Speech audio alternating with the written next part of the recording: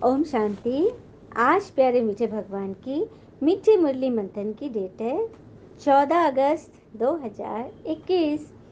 तो मीठे मीठे बाबा अपनी मुरली में हमें समझा रहे हैं। बाबा ने आज ड्रामा के गुप्त राज का परिचय दिया कि ड्रामा क्यों गुप्त है, मैं क्यों गुप्त हूँ, तुम बच्चे भी गुप्त हो कैसे। संगम युग चढ़ती कला का युग है, इसको बाबा ने क्लियर किया। फिर सबसे उत्तम सेवा भारत को स्वर्ग बनाना, कैसे बनाएंगे उस पर बाबा ने बहुत अच्छी रीति समझाया।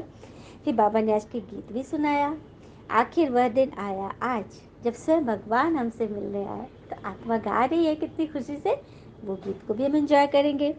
फिर बाबा ने बोला कि मैं गर्भ जेल में नहीं आता हूँ, मेरा नाम शिव है जो आदिकाल से चला रहा, मेरा नाम बदली नहीं होता। मैं इनकॉग्निटो अर्थात इनविजिबल हूँ, इस शरीर द्वारा सुनाता हूँ, और तुम भी इनकॉग्निटो हो। जो आत्मा इनकॉग्निटो है, दिखती नहीं है, शरीर के द्वारा हम सुनते हैं, आत्मा सुन रही है इस शरीर के द्वारा। फिर बाबा ने बोला कि मैं गरीब निवाज क्यों कहता हूँ, मैं भक्ति मार्ग में आकर क्या करता हूँ, इसको बाबा ने क्लियर किया। फिर बाबा बोल रहे हैं कि रचता और रचना के ज्ञान को बुद्धि में रख तुम्हें सत्व प्रधान बनना है, कैसे बनेंगे तो सुनना है मुरली। फिर बाबा कह रहे हैं कि तुम्हें अपार खुशी में रहना है, पिता समान इज्जत पाने के लिए पतितों को पावन बनाने की सेवा करनी है। भगवान की इज्जत क्यों होती है कि उन्होंने आकर पति दुनिया को ही पावन बना दिया, और एवर रेडी बनना है ताकि हम हर परिस्थिति की पेपर में फुल पास हो जाए और एवर हैप्पी बने। हाँ, और समय पर सर्व शक्तियों को कार्य में लगाना है, तो क्या बनेंगे, मास्टर सर्व शक्तिवान। चलिए इन सब पॉइंट क्यों डिटेल में हम समझते हैं भगवान ने हमसे क्या गुफ्तगू की आज। पापा कह रहे मीठे बच्चे, तुम ड्रामा के गुप्त राज को जानते हो, ये संगम युग ही चढ़ती कला का युग है। सतयुग से लेकर कलाएं कम होती जाती हैं। ड्रामा का जो गुप्त राज है, यही बात है ना कि हम बच्चे नाराज, चलो कुछ बातें होती है तो थोड़ा होते हैं, लेकिन टिक नहीं पाते, क्योंकि ड्रामा के राज को जानते हैं कि ड्रामा में कुछ भी नया नहीं है, और ड्रामा में हर एक सीन कल्याण से भरा हुआ है। जब ये 2 पॉइंट ड्रामा के याद कर लेंगे ना, तो कभी भी मन फंसेगा ही नहीं। ड्रामा कल्याणकारी है। संगम युग में हम चढ़ते हैं ऊपर क्योंकि स्वयं भगवान हमें चढ़ा रहे हैं, है ना। सतयुग से फिर नीचे जब उतरते ना सीढ़ी, तो कलाएं कम होती जाती है। जैसे बाबा ने उदाहरण दिया था ना मकान का, नया मकान ग्रेजुअली धीरे धीरे धीरे पुराना तो होता ही है। उसी तरह से आत्मा थी सतयुग में एकदम नहीं, फिर धीरे धीरे धीरे गिरते गिरते कमज़ोर हो गई, बैटरी डाउन हो गई, क्योंकि चार्जर था नहीं। एक बार जो चार्ज हुआ, वो सतयुग से लेकर अभी कलयुग तक वही आत्मा चलती आ रही है, तो डिप्लेटेड तो होगी ना। तो संगम युग पर जो कलयुग खत्म होता है, हम बच्चों के लिए कलयुग खत्म होता है, दुनिया के लिए भी कलयुग चल रहा है। हमें पता है, हमें ये नॉलेज है, क्योंकि ये कहीं शास्त्रों में वर्णित नहीं है, इसीलिए कोई ना मानते हैं, न सुनते हैं, न जानते हैं। हम बच्चे जानते हैं, और बाबा ने कहा कि आप इसलिए जानते हो क्योंकि आपने कल्प पहले भी पढ़ा था, आपको मैंने आकर पढ़ाया था। जैसे मैं आपसे मिलता हूँ, आपको मुरली सुनाता हूँ, आपको सब याद आने लगता है और आप पढ़ने लग जाते हो, क्योंकि आपकी आत्मा तैयार हो जाती है ना। प्रश्न आज का, सबसे उत्तम सेवा भारत को स्वर्ग बनाना है, रंग को राव बना देना, पतितों को पावन बनाना, यह है सबसे उत्तम सेवा। तो ऐसी सेवा कौन कर सकता है? रंग को राजा बना देना, पतित को पावन बना देना, मनुष्य देवता बनाना, भारत को स्वर्ग बनाना, यह काम कौन कर सकता है? सिवाय भगवान के कोई नहीं। तो ये भी तो है कि सिद्ध हो रहा है ना कि भगवान आ चुके हैं। बाबा ने ऐसी महान सेवा की। अच्छा, बाबा क्यों कहते हैं हम बच्चे? बाबा मतलब होता है पिता। तो बाबा, शिव बाबा हमारी आत्मा के पिता, परम आत्मा है। वो भी एक आत्मा है, लेकिन उनके आगे परम लगा हुआ है। बिकॉज क्यों? क्योंकि वो जन्म मरण में नहीं आए, सदा के लिए परम पवित्र है, एवर प्योर, इसीलिए वो पतित पावन है। तभी तो बच्चे उनकी इतनी इज्जत करते हैं। और सबसे पहले हम इज्जत में द्वापर से हम सोमनाथ का मंदिर बनाते हैं, राजा विक्रमादित्य ने सोमनाथ का मंदिर, जिसमें हीरे का शिवलिंग बनाया था, हीरे का शिवलिंग। सबसे पहले जो पूजा शुरू हुई ना, तो सोमनाथ के मंदिर से शुरू हुई, है ना। आज की मुरली का गीत है, आखिर वह दिन आया आज कि स्वयं भगवान आ गए। तो आत्मा भगवान से मिलकर, अपने पिता से मिलकर झूमने लगती है और गाती है, मिल गए आज मेरे भगवन, मिल गए आज मेरे भगवन, आज मेरे ज़मीं पर नहीं है कदम। फिर वो आत्मा नज़ारों से, बहारों से कह रही है नज़ारों जरा बात उनकी सुनो, ए बहारों जरा आके उनसे मिलो, इससे पहले तो वो आए थे ही नहीं, इससे पहले तो वो आए थे ही नहीं, अब आए हैं तो उनसे मुरली सुनो, मिल गए आज शिव भगवन, आज मेरे जमीन पर नहीं है कदम। ओम शांति। तब प्यारा मीठा गीत है ना। आत्मा खुशी में झूमते हुए बाबा के स्वागत में गा रही है। अब बाबा कहते हैं जैसे आत्मा गुप्त है ना, शरीर प्रत्यक्ष है, मतलब शरीर दिखाई दे रहा, आत्मा तो नहीं दिखाई दे रही। आत्मा कहती है मैं निराकार हूँ और हमारी अपनी निराकारी दुनिया है परम धाम। हम आत्माओं की निराकारी दुनिया है, जहाँ हम परमात्मा के साथ सभी आत्माएं अपने अपने सेक्शन में रहते हैं बाबा के साथ। फिर बाबा ने कहा कि मैं गर्भ जेल में नहीं आता हूँ, मेरा नाम एक ही शिव चला आ रहा है। गर्भ जेल अर्थात बाबा गर्भ में प्रवेश नहीं करते, गर्भ से उनका जन्म नहीं होता। और द्वापर से कलयुग में गर्भ जेल कहते हैं, लेकिन सतयुग में भी बच्चे जन्म लेते हैं, लेकिन वो होता है गर्भ महल। महल, सतयुगी महल में उनका जन्म होता है। बाबा कह रहे हैं कि इनकी आत्मा का जो शरीर है उनका नाम बदलता है। तुम बच्चों को यह दिव्य ज्ञान इनके मुख से मिल रहा है। किनकी आत्मा? ब्रह्मा पिता, ब्रह्मा बाबा, संस्था के फाउंडर लेखराज दादा, जिनके तन में परमात्मा ने डायरेक्ट प्रवेश किया। और बाबा कह रहे हैं ना कि इनकी आत्मा का जो शरीर है उनका नाम बदलता है, क्योंकि ब्रह्मा पिता श्री कृष्ण के 84वां जन्म थे। तो 84 जन्म में श्री कृष्ण जी ने कितने जन्म लिए? हाँ, कितने बार शरीर छोड़ा? 84 बार शरीर छोड़ा। और फिर अभी लास्ट में ये लेखराज दादा के शरीर में आए। तो ये बाबा कह रहे इन्होंने कितना जन्म शरीर लिया। तुम बच्चों को ये दिव्य ज्ञान मिल रहा है इनके मुख से, मेरी आत्मा ढकी हुई है। बाबा कह रहे हैं इनके शरीर में मेरी आत्मा ढक गई, मेरी आत्मा इनके शरीर में प्रवेश कर गई। मैं इनकॉग्निटो हूँ, इनविजिबल हूँ, अप्रत्यक्ष हूँ, लेकिन शरीर, इनका शरीर प्रत्यक्ष है और तुम्हारा शरीर प्रत्यक्ष है, तुम्हारी आत्मा इनकॉग्निटो है, अदृश्य है। ये बाबा ने बताया और तुम्हारी आत्मा ही सुन रही है। बाबा आते ही भारत को गरीब से साहूकार बनाने। सत्युग में भारत बड़ा साहूकार था, जहाँ देवी देवताओं का राज्य था। फिर बाबा ने कहा अब तुम बच्चे जानते हो कि मुझे गरीब नाथ क्यों कहते हैं। गरीब निवाज किसको व क्यों कहा जाता है? वह भगवान कब आकर हम भक्तों को इस भक्ति मार्ग से छुड़ाए सदगति में ले जाते हैं। भक्ति मार्ग से छुड़ाने का अर्थ है दुखों से छुड़ाना। हम ईश्वर को कब याद करते हैं? जब दुख आता है तब ना। ऐसे तो बस नॉर्मल पूजा घर में गए, रूटीन एज ए रूटीन किए जल्दी जल्दी, फिर वापस, फिर सारा दिन अपने कार्य में रह गए, एक बार भी ईश्वर की याद नहीं आती। यदि ईश्वर का हम व्हाट्सएप नंबर सेव कर लेना, तो सुबह जब हम अमृत वेला याद किए ना, उस समय का सीन होगा। फिर बाबा जब खोलेंगे व्हाट्सएप, तुम्हें लास्ट सीन 4 बजे का ही दिखेगा, क्योंकि उसके बाद बच्चे अपने कार्य में ऐसा बिजी हो गए कि फिर हमने उनकी तरफ देखा ही नहीं। इसीलिए हम जब दुख आता है ना, तो हम भक्ति करने शुरू करते, याद करते, ऐसे याद नहीं करते सुख में। तो ये बाबा कह रहे हैं तुम्हें इस भक्ति मार्ग से छुड़ाने मतलब दुखों से छुड़ाने में आता हूँ, यह भी तुम अब समझे हो।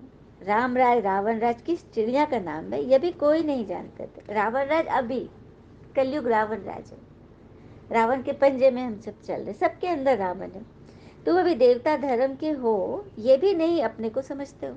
बाबा ये भी बोले कि तुम सभी देवता धर्म के हो, देवी देवता थे, लेकिन ये भी तुम्हें नहीं पता क्योंकि तुम्हारे कर्म जो हो गए ना बहुत नीचे स्तर के हो गए। तुम्हारे विचार बिल्कुल, भले तुम जाति से श्रेष्ठ हो लेकिन विचार जब सूक्ष्म हो जाती है ना, मतलब नीचे गिर जाती है ना, तो क्या होता है, कर्म का कैसे ट्रैवल करता है उसका फल। एक बार की बात है, एक ब्राह्मण नहाने के लिए कुएं पर जा रहा था। हाँ, उसे पूजा करनी थी, नहाने के लिए जा रहा था। तभी उसने देखा कि वहां पर एक भिखारी जैसा व्यक्ति गंदा संदा लेटा हुआ है वहां पर कीचड़ में वैसे। तो ब्राह्मण ने उसको देखा, इनका मन एकदम खिन्न हो गया उसको देखकर, थोड़ा घिन जैसा भी लगा, एकदम गंदा था वो। उसको क्या किया, डंडा से ऐसे ऐसे ठोक ठोक के ना उसको वहां से उठा दिया, हटा दिया वहां से। और ऐसे ठोक रहा था तो उसको चोट लग गई थोड़ा, तो वो बहुत दर्द में आ गया, लेकिन कुछ बोला नहीं, उठ के चला गया। और जाकर ना अपने जो वहाँ के जो पंच थे उससे जाके शिकायत कर दी उस भिखारी ने कि उस ब्राह्मण ने मुझे डंडे से मार के उठाया, मुझे चोट लग गई। तो पंच ने फिर ब्राह्मण को भी बुलाया, क्या तुमने ऐसा किया था। बोलता हाँ, मैंने मारा नहीं था, मैं डंडे से बस उसको उठा रहा था कि यहाँ से हटो, क्योंकि मुझे यहाँ नहाना है और इसका नहा कर शुद्ध होगा, कपड़े पहनूंगा, और इससे यदि सट गया, इसका कुछ मेरे स्पर्श कर गया तो मेरा सारा नहाना खत्म हो जाएगा, पूजा पाठ सब व्यर्थ हो जाएगा अगर इसे मैं टच हो गया।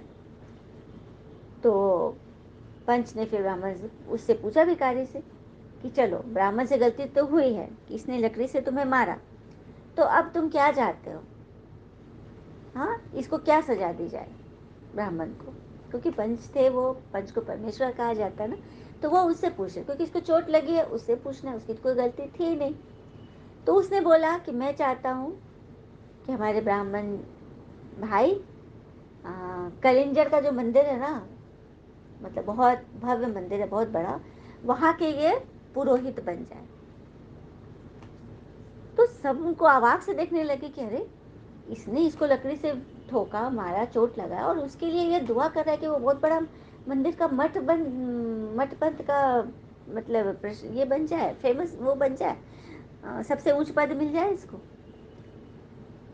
तो पश्चिम बोला चलो अच्छा है, तुम्हारी भावना अच्छी है, लेकिन तुमने इतना अच्छा कैसे सोचा इसके लिए। तो बोलता है कि मैं मैं अपनी कहानी बताता हूँ। मैं भी उसी मठ का एक बहुत ऊंचा मतलब पुजारी था, लेकिन वहाँ इतनी धन संपदा आती थी, इतना चढ़ावा चढ़ता था कि मेरा मन एकदम, मैं धन देखकर, वैभव देखकर मैं एकदम पागल हो गया था। मैं अहंकार में आ गया, मैं फिर कुछ भी न पूजा करता था, कुछ नहीं, मेरा मन बस एकदम उसी धन के नशे में मैं खो गया था। तो अचानक मुझे ऐसा लगा कि जैसे कि मेरी बुद्धि अब काम ही नहीं कर रही है, कुछ मुझे समझ में नहीं आ रहा है, क्योंकि मेरा अहंकार इतना बढ़ गया था कि मेरी बुद्धि फिर एकदम खत्म प्राय हो गई। और मैं वहाँ मंदिर से निकल वहाँ से निकल गया, मुझे वहाँ मन ही नहीं लग रहा था, मेरा मन एकदम हट गया सब चीज़ से। और मैं यहाँ कर ऐसा भिखारी बना हुआ, मुझे कुछ भी नहीं एहसास है। इसीलिए मैं चाहता हूँ कि ये भी वहाँ उतने धन संपदा उसी जगह में जाए, और ये भी इनका अहंकार से इनका भी मत ऐसा हो, तो ये भी मेरी तरह ऐसा भिखारी बन जाए। तो देखा, देखा, पहले तो सबको लगा कि वो उसके लिए दुआ कर रहा है, लेकिन वो जानता था कि मेरे कर्म इतने खराब थे कि मैं आज इस स्थिति में हूँ, और इसने भी मेरे साथ ऐसा किया तो इसे भी वो फल मिले। तो कहने का बात है कि कर्म हम यदि अच्छा नहीं करेंगे तो उसका फल खराब होगा ही होगा, किसी के द्वारा भी हमारे लिए कुछ न कुछ बुरा निकल जाएगा। इसीलिए अपने कर्मों की हमें बहुत चेकिंग करनी है। और कहते हैं ना A simple formula for happy life. Never try to defeat anyone. Try to win everyone. Don't laugh at anyone. Laugh with everyone. तो लाइफ का सिंपल फॉर्मूला है कि किसी को हराने की कोशिश मत करो, कोशिश करो कि कैसे किसी के दिल को जीते। किसी पर हंसना नहीं है, बल्कि सबके साथ हंसना है। कितनी बड़ी बात है, कितना अच्छा कर्म है ना। अच्छा, बाबा को नमस्ते। धारणा के लिए मुख्य सार, पहली पॉइंट, रचयिता व रचना का ज्ञान बुद्धि में रख सतो प्रधान बनने का पुरुषार्थ करना है। बस एक ही चिंता रखनी कि हमें सतो प्रधान जरूर बनना है। कोई वैध की चिंता नहीं, किसी के बारे में कोई चिंता नहीं, किसी देहधारी का कोई चिंता नहीं करना। जो भी चिंता आ रहा है उसे भगवान को सौंप दे। एक ही चिंता रखे, शुद्ध चिंता, कि हमें सतो प्रधान कैसे बनना और बनाना है। दूसरी पॉइंट, इस बेहद के ड्रामा को बुद्धि में रख अपार खुशी में रहना है। पिता समान इज्जत पाने के लिए पतितों को पावन बनाने की सेवा करनी है। सेवा कैसे करेंगे? कभी भी सुबह उठे ना, तो इस अफसोस के साथ मत जगे कि कल क्या नहीं हम कर पाए, हमसे ये नहीं हो पाया, बल्कि इस उम्मीद से, इस सोच के साथ जगो कि आज क्या क्या कर लेंगे, कितना कर लेंगे, इस सोच में जगो। वरदान है, एवर रेडी बन हर परिस्थिति रूपी पेपर में फुल पास होने वाले एवर हैप्पी भव। एवर रेडी बन हर परिस्थिति रूपी पेपर में फुल पास होने वाले एवर हैप्पी बनो। कैसे बनेंगे एवर हैप्पी? जो एवर हैप्पी हैं उन्हों का प्रैक्टिकल स्वरूप एवर हैप्पी होगा। मतलब जो बाहर से एवर हैप्पी हैं वो अंदर से भी हैप्पी होंगे। उनके अंदर कोई भी ऐसा प्रश्न नहीं आएगा जो किसी आत्मा को मतलब कष्ट हो उनकी बातों से। वो कुछ समझा रहे लेकिन उसको समझ नहीं पा रहे और उल्टा उसका अर्थ का अनर्थ निकालना बहुत बड़ी दुख का प्रतीक है ना। तो अंदर में हैप्पीनेस लाओ। कोई भी परिस्थिति रूपी पेपर व प्राकृतिक आपदा द्वारा आया हुआ पेपर व कोई भी शारीरिक कर्म भोग या आत्माओं के द्वारा अपने संबंध संपर्क रूपी पेपर आ जाए, इन सब प्रकार के पेपर्स में फुल पास होने वाले को ही एवर रेडी कहेंगे। बाबा ने वरदान दिया ना, एवर रेडी बनो। तो कैसे बनेंगे एवर रेडी? जब हर प्रकार के पेपर्स में फुल पास होने वाले, शारीरिक कर्म भोग से ऊपर उठने वाले, मन को भोगना नहीं होती है, तन को होती है। मन तो निरंतर ईश्वर की याद में लगा रहे, अपने आप शरीर की भोगना भी खत्म हो जाएगी। जैसे समय किसके लिए भी रुकता नहीं, ऐसे कभी कोई भी रुकावट रोक न सके। माया के सूक्ष्म व स्थूल विघ्न एक सेकंड में समाप्त हो जाए, तब कहेंगे एवर हैप्पी। एवर हैप्पी, सदा के लिए खुश कौन रह सकता है?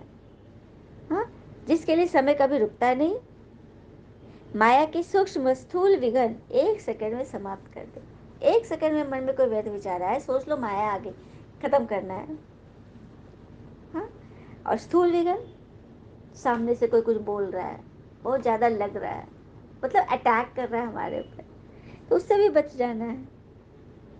क्या सोचना है कि ये तो खेल चल रहा है, मिक्की माउस है, डोनाल्ड डक है, और भी क्या क्या नाम है, ये समझ लेना कि वही चैनल लग गया है। तो बस एवर हैप्पी रहने का यही सिद्धांत है। नहीं तो आत्माएं कभी एवर हैप्पी नहीं रहेंगी। कुछ पल के लिए रहेंगी, फिर चली जाएंगी अपने उसी कोप भवन में। स्लोगन, समय पर सर्व शक्तियों को कार्य में लगाना, अर्थात मास्टर सर्वशक्तिवान बनना। तो समय पर अपनी शक्तियां हैं हमारे पास, लेकिन हम उसको यूज नहीं कर रहे समय आने पर। अब जैसे हमारे पास हथियार है और सामने से हमला हो रहा है, लेकिन हम उसको छुपा लिए कि कहीं चोरी ना हो जाए और हम मार खा रहे हैं, ये कहाँ तक उचित है? इसे नहीं कहेंगे कि हमें सब कुछ चलाने आता था, सारे हमने अस्त्र चलाना सीख लिया, लेकिन समय पर यूज न करें तो वो सब बेकार है।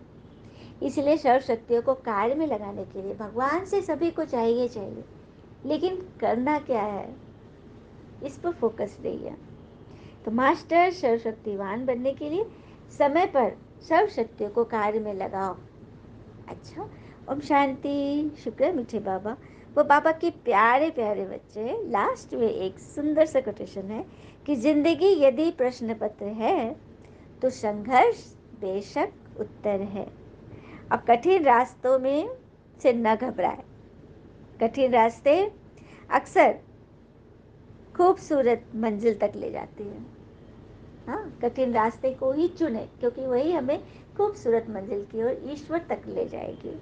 अच्छा, ओम शांति। All is well always.